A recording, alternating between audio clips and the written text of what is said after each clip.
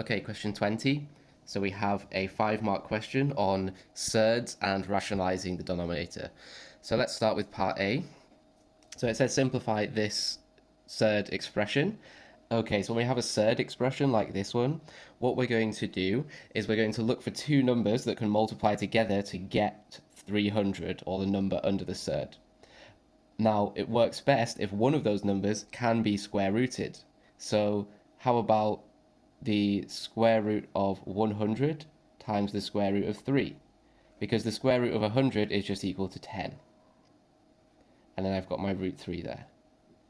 Now, with root 48, if I know that I've got a root 3 here, it's going to simplify best if I can get a root 3 here as well. So what I'm asking myself is, what do I times by 3 to get 48?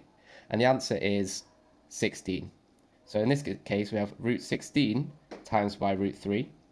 And would you look at that? 16 is a square number, so that simplifies to 4 root 3. So we just add these two together, and we get 16 root 3. And that's part A done. Part B, rationalize the denominator and simplify.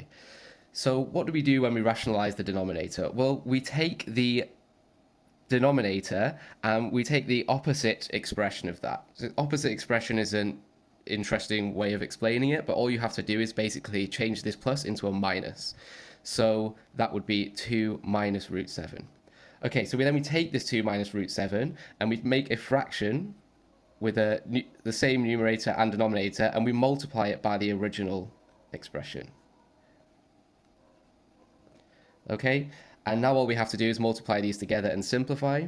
So what we get is 9 times 2 minus root 7.